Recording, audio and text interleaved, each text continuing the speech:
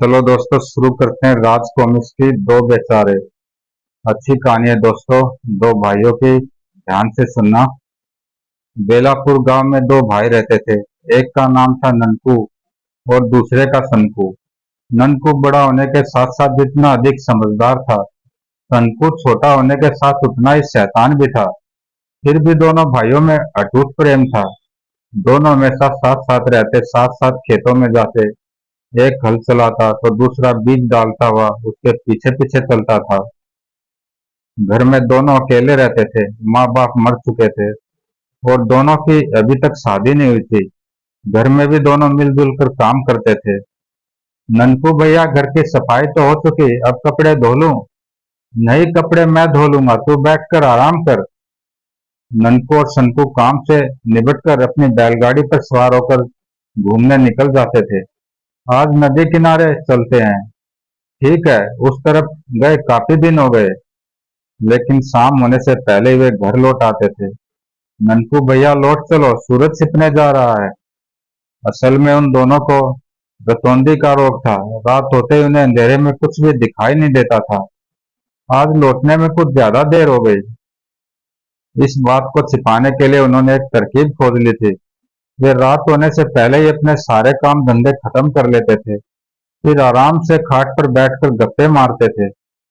और ननकू भैया, जब उस भयानक रात में वह शेर मेरी तरफ आ रहा था तो मैंने उसे आंख मार दी। बेचारा डर कर भाग गया। अबे क्यों गप मारता, रात को तो तुझे दिखाई ही नहीं देता। अड़ोसी पड़ोसी देखते तो बड़े हैरान होते थे। क्या बात है ननकू, दोनों खाट पर डटे बैठे हो? तुम्हारा खाना कौन बना रहा है? बिना घरवाली के ही बड़ी मौज मस्ती से रहते हो। लेकिन जो लोग उनकी बीमारी के बारे में जानते थे, वे उन्हें देखकर छींटाकशी करने से बाज नहीं आते थे। देखो ननकू सनकू जा रहे हैं, बेचारे दिन के समय ही तो बाहर निकल पाते हैं। बेचारे रात के अंधेरे में कुछ भी नहीं देख सकते, इसलिए तो दोनों अकेले डोल रहे हैं। इन्हें कोई अपनी लड़की देने के लिए तैयार नहीं है। लोगों की बातें सुनकर सनकू का खून खोल उठता। ननकू भैया सुना, यह रामजी दुकानदार क्या कह रहा है? तुम क्यों अपना खून जला रहे हो? इन्हें बोलने दो, एक दिन अपने आप चुप हो जाएंगे। इनका मुंह बंद करना ही पड़ेगा। रणजी कितने दिनों से पीछे पड़ा है। चलो किसी दिन उसकी बहनों को देख ही आए। चलेंगे किसी दिन, लेकिन जल्दी चलना चाहिए, कहीं उनके कानों में भनक पड़ गई तो मुश्किल हो गई। आज बड़ी समझदारी की बातें कर रहा है, लगता है मेरा भाई अक्लमंद होता जा रहा है। आखिर भाई की समझदारी का कुछ असर होगा या नहीं? ठीक है, फिर रणजी को संदेशा भेज देते हैं, अगले शुक्रवार को वहां चलेंगे। वहां कहीं हमारा भेद न खुल जाए। भेद कैसे खुलेगा? हम सुबह सुबह चलकर अंधेरा होने से पहले अपने घर लौट आएंगे। शुक्रवार के दिन सुबह सुबह। सनकू, बैलगाड़ी तैयार है, अब ज्यादा देर मत लगाओ, नहीं तो लौटने तक अंधेरा हो जाएगा। सनकू घर से निकलकर बाहर आया। वाह सनकू, क्या खूब जच रहे हो, अभी से दूल्हा नजर आ रहे हो। रहने दो, मुझे मत बनाओ, पहले अपनी तरफ तो देखो। रास्ते में, चलो मेरे शेरों चलो। आज यह जोड़ी सज धज कर कहाँ चली? आज तो दोनों ऐसे जच रहे हैं जैसे ससुराल जा रहे हों। बैलगाड़ी हवा से बातें करती हुई दौड़ रही थी। धूप कितनी तेज है, बैलों को पानी पिलाना होगा। कोई छायादार जगह दिखे तो बैलगाड़ी रोक लो। थोड़ा आगे बढ़ते ही जंगल शुरू हो गया, चारों तरफ छायादार पेड़ थे। यहीं गाड़ी रोककर बैलों को खोल देता हूँ। हाँ ननकू भैया, इस पेड़ के नीचे बैठकर हम भी कुछ देर चिलम पी लेंगे। और काफी देर बाद, अरे बैल कहाँ गए? यहाँ तो दूर दूर तक दिखाई नहीं दे रहे हैं, लगता है कहीं दूर निकल गए हैं। दोनों भाई बैलों को ढूंढने लगे। सनकू, तुम उस तरफ देखो, मैं इधर जाता हूँ। ठीक है। ढूंढते ढूंढते शाम हो गई पर बैल कहीं नहीं मिले। ननकू भैया, अब तो अंधेरा होने लगा, इस अंधेरे में हम बैलों को कैसे देख सकेंगे? तभी ननकू को एक तरकीब सूझी। अंधेरे में बैल दिखाई तो देंगे नहीं, मैं अपनी पगड़ी उतार लेता हूँ। ननकू ने पगड़ी उतार ली। अब इसका एक सिरा तुम पकड़ लो और एक मैं पकड़ लेता हूँ। दोनों भाइयों ने पगड़ी का एक एक सिरा पकड़ लिया। अब इसे फैलाकर आगे बढ़ते हैं। इसके बीच में जो कोई चीज अटकेगी उसे हाथ लगाकर देख लेंगे। हो सकता है कि हमारे बैल इसमें अटक जाए। तरकीब तो बड़ी चौखी है ननकू भैया। अब वे जंगल की ओर बढ़ने लगे। पगड़ी को खींच कर पकड़ो। पगड़ी कभी झाड़ी में अटक जाती। अरे कहाँ अटक गई पगड़ी। तो कभी कोई पेड़ बीच में आ जाता। फिर कुछ अटका, शायद बैल ही हो। दोनों ने हाथ बढ़ाकर अटकी हुई चीज को छू कर देखा और बैलों को ना पाकर निराश हो गए। अरे यह तो पेड़ निकला। इसी तरह वे काफी देर ढूंढते रहे लेकिन बैल नहीं मिले। तभी उनकी पगड़ी के घेरे में एक आदमी फंस गया। अरे अरे यह क्या है। जब उस व्यक्ति ने इन दोनों को देखा तो वह बोला, अरे ननकू सनकू, आप दोनों यहाँ यह पगड़ी से क्या कर रहे हो। अपने होने वाले साले रणजी की आवाज सुनकर दोनों भाइयों के मुंह उतर गए। अब तो पोल खुलकर रहेगी। लेकिन ननकू ने झट बात बनाते हुए कहा, यह सनकू पेड़ के नीचे बैठा था। कौवे ने पगड़ी पर बीट कर दी। मैंने कहा भी कि ऐसे ही साफ कर देते हैं, पर यह नहीं माना और पगड़ी धोकर ले आया। बस उसे सुखा रहे थे। अब तो पगड़ी सूख गई है, इसे बांध कर तैयार हो जाओ। बैल कहाँ है, तब तक मैं उन्हें गाड़ी में जोतता हूँ। अरे यहीं कहीं चल रहे होंगे, भूरे रंग के हैं, पकड़ लाइए। दोनों भाई पगड़ी बांधने में लग गए और रणजी बैलों को ढूंढने लगा। दंपति ये बैल कहाँ गए। थोड़ी देर बाद, लो बैल तो यहीं चल रहे थे, अब इन्हें गाड़ी में जोतता हूँ। रणजी ने झटपट बैलों को गाड़ी में जेब जोता और फिर उनकी सवारी ससुराल की ओर चल पड़ी। ससुराल पहुंचकर दोनों का जोरदार स्वागत हुआ। आइए पधारिए ननकू जी और सनकू जी।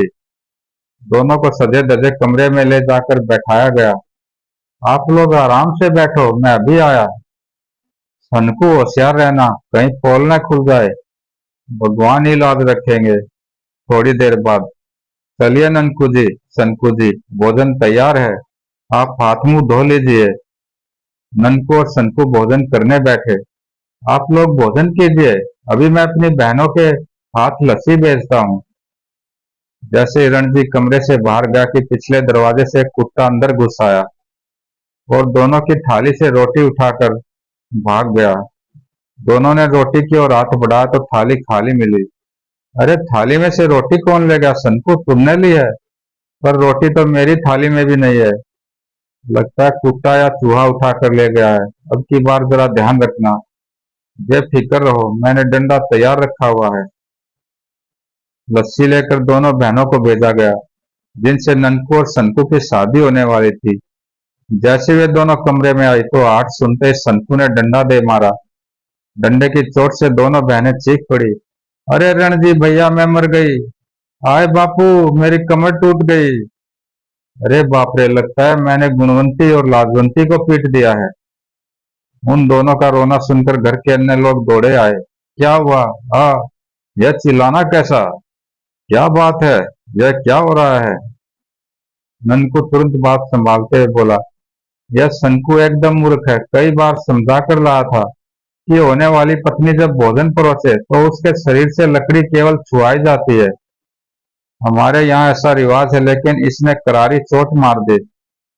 चलो आप लोगों का दस्तूर तो पूरा हो गया, अब आप आराम से बैठकर खाना खा लीजिए। ठीक है। खाना खाने के बाद, चलो खाना तो नसीब हुआ, अब हाथ धोने के लिए बाहर जाना पड़ेगा, फिर कोई बखेड़ा न खड़ा हो जाए। चलिए मैं आपके हाथ धुलवा दूं। तभी दरवाजे से बाहर निकलते हुए, हाय मैं मरा, जरूर दहलीज से ठोकर खाई होगी। अब क्या हुआ। कुछ ने जमीन पर देखकर चलने की आदत नहीं है सनकू को, बस ठोकर लगी होगी। चोट तो नहीं आई सनकू जी। ऐसी वैसी चोट से सनकू पर कोई असर नहीं होता। हाथ धोने के बाद आप ऊपर वाले कमरे में पधारो, आपके सोने का इंतजाम वही किया है। दोनों भगवान का नाम लेते हुए सीढ़ियां चढ़ने लगे। संभल संभल कर चढ़ना ननकू भैया, तू मेरी फिक्र मत कर, अपना ख्याल कर। लेकिन अगली सीढ़ी पर सनकू का पांव फिसला और वह लुढ़कते हुए नीचे आ गिरा। अरे मैं मर गया, मेरी कमर टूट गई। सोच सुनकर घर के लोग दौड़े आए। सनकू कमर को पकड़कर बड़ी मुश्किल से खड़ा हुआ। रणजी ने उससे पूछा, क्या हुआ सनकू जी, सीढ़ियों से कैसे गिर गए? क्या बताऊं, हाय। तभी ननकू ने बीच में बोलकर फिर से बात संभाल ली। सनकू कुछ ज्यादा अड़ियल है, कहने लगा कि कुल 15 सीढ़ियां हैं, जबकि मैंने कहा 13। बस सीढ़ियां गिनने के लिए वापस नीचे दौड़ा। शायद जल्दी जल्दी में दो दो सीढ़ियां फांद गया होगा। दिखाइए सनकू जी, कहीं चोट तो नहीं आई? नहीं, खास चोट नहीं लगी है। गरम गरम दूध में हल्दी डालकर भेजती हूँ।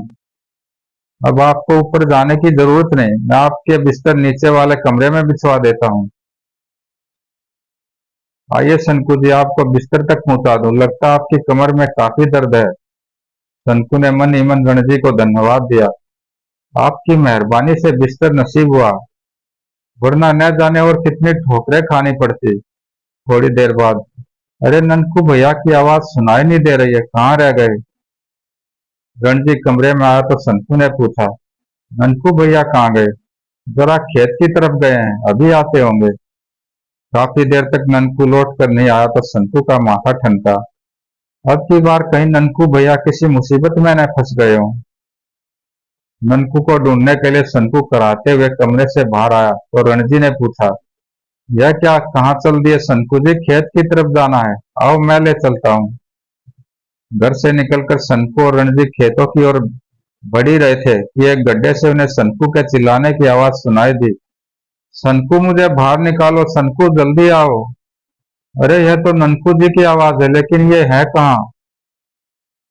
रणजी ने गड्ढे में झांक कर देखा।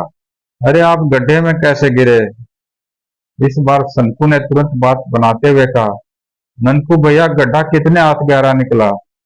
सनकू 10 हाथ गहरा है। देखा रणजी, ननकू भैया भी कम अड़ियल नहीं है। यहाँ गड्ढा देखा और उसकी गहराई नापने के लिए इसमें कूद पड़े। यह तो इनकी पुरानी आदत है। अब आप ही बताए कि यह गड्ढा कितने हाथ गहरा है? 20 हाथ। तब तो तुम्हारा अनुमान गलत निकला ननकू भैया। रणजी अब इन्हें बाहर निकालिए और कमरे में पहुंचाइए। रणजी ने ननकू को गड्ढे से बाहर निकाला और कमरे में पहुंचा दिया। अब आप दोनों आराम फरमाइए, मैं दूध भिजवाता हूँ, माँ कहीं भूल तो नहीं गई। थोड़ी देर बाद एक बूढ़ी औरत दूध लेकर आई। मेहमानों के लिए दूध लाई हूँ, ले लीजिए।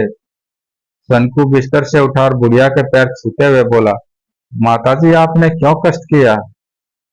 तभी रणजी कमरे में आया, सनकू को नौकरानी के पैर छूते देखकर चिल्लाया, सनकू जी आप क्या कर रहे हैं? यह तो हमारी नौकरानी है। सनकू ने फिर गड़बड़ कर दी। ननकू ने सफाई पेश की, इसमें सनकू की कोई गलती नहीं है। दरअसल हमारे माता पिता ने हमें बड़ों का सम्मान करने की शिक्षा दी थी। वे अमीर गरीब और नौकर मालिक में कोई भेद नहीं मानते थे। ननकू की बात सुनकर रणजी बड़ा प्रभावित हुआ। नौकरानी के जाने के बाद वह ननकू से बोला, आपके माता पिता के बड़े उच्च विचार थे। उनकी दी हुई शिक्षा का आप लोगों पर भी जरूर ज्यादा असर हुआ होगा, जरूर अच्छा असर हुआ होगा। देखिए, मेरी बहनें बड़ी किस्मत वाली हैं जो उन्हें इतने समझदार पति मिल रहे हैं।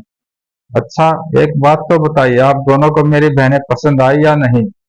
लेकिन हम उन्हें देख ही नहीं पाए। देखते भी कैसे? क्यों, लस्सी लेकर भेजा तो था उन्हें।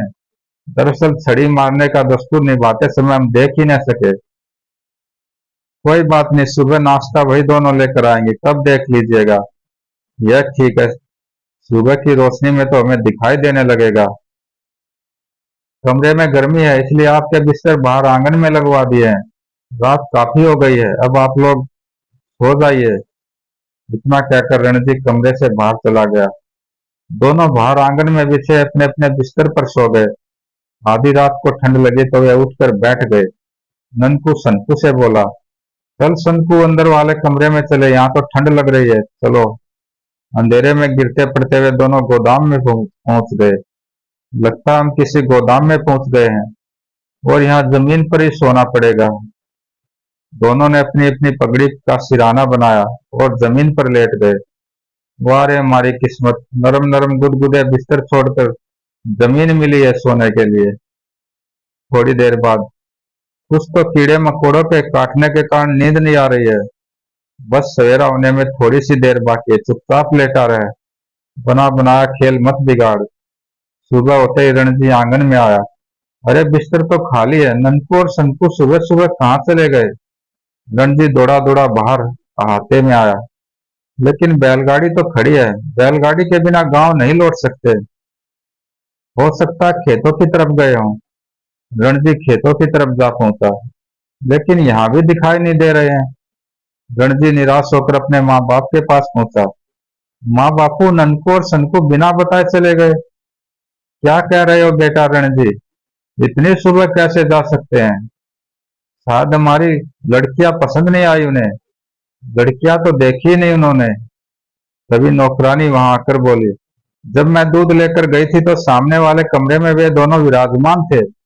हाँ, वहां बैठकर मैंने उनसे बातचीत भी की।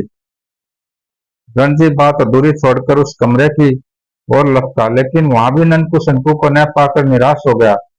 खोज करते करते रणजी ने जाकर गोदाम का भिड़ा हुआ दरवाजा खोला, तो अंदर का दृश्य देखकर वह बोचता रह गया। रणजी के पीछे पीछे सारा परिवार उस कमरे के दरवाजे पर आ खड़ा हुआ। अरे, गोदाम में आकर जमीन पर क्यों सो रहे हैं? मुझे तो इनके दिमाग में कोई खराबी नजर आती है। आंगन में बिस्तर बिछा तो रखे थे, फिर भी। शोर सुनकर दोनों की नींद खुल गई। भीड़ देखकर वे हैरान हो उठे। अरे, इतने लोग क्यों जमा हैं? कहीं हमारी पोल तो नहीं खुल गई? ननकू फुर्ती से उठा और अपने होने वाले सास ससुर के पाँव छूने लगा। शंकु ने भी उसका अनुसरण किया। जीते रहो बेटा। लेकिन आप यहाँ गोदाम में कैसे पहुंच गए? आप लोग तो बाहर आंगन में सोए हुए थे। ननकू ने तुरंत बात बनाते हुए कहा, क्या बताऊं, मेरा यह भाई बड़ा ही अड़ियल है। साथ ही इसे हर चीज की लंबाई नापने की सनक है। रात को यह कहने लगा कि इस गोदाम की लंबाई इसकी लंबाई से दुगनी है, जबकि मेरा कहना था कि मेरी लंबाई से दुगनी है। लेकिन यह अड़ गया, तो मैंने कहा, हाथ कंगन को आरसी क्या, चलो नाप लेते हैं। बस लेट लेट कर कमरे की लंबाई नाप रहे थे कि अचानक आंख लग गई। कमरे की लंबाई नापने का काम भी अधूरा रह गया। इस पर ससुर जी ने मजाक करते हुए कहा, इस काम को अब पूरा कर लो, अब उसकी जरूरत नहीं है। लेकिन यह तो पता ही नहीं चला कि कमरे की लंबाई किसके कद से दुगनी है, मेरे या भैया के। लेकिन हमें पता चल गया है कि गुणवंती का विवाह ननकू से करना ठीक रहेगा, और लाजवंती का शंकु से। वह कैसे? गुणों के खान हमारी गुणवंती समझदार ननकू के योग्य है, और समझ की जरा सी कच्ची लाजवंती की सनकी शंकु के साथ खरी निभेगी। लाजवंती की सनकी शंकु के साथ खरी निभेगी। लेकिन पिताजी, इन दोनों की पसंद नापसंद भी तो जान लेनी चाहिए। इस पर ननकू तुरंत बोला, ससुर जी जो भी करेंगे ठीक ही करेंगे, हमें मंजूर है। ननकू जी, अब शादी का मुहूर्त निकलवाइए और बारात लेकर पधारे। जी बहुत अच्छा। जब ये दोनों गांव लौटे तो उनकी शादी की बात सुनकर गांव वाले हैरान रह गए। ननकू और शंकु का विवाह? इस बार दोनों ने बाजी मार ही ली। थोड़े दिनों बाद ननकू और शंकु का विवाह बड़े धूमधाम से हो गया, और वे अपना जीवन आनंद पूर्वक बिताने लगे। समाप्त दोस्तों। अच्छी कहानी थी। जरूर लाइक सब्सक्राइब करना, कमेंट में बताना कैसी लगी।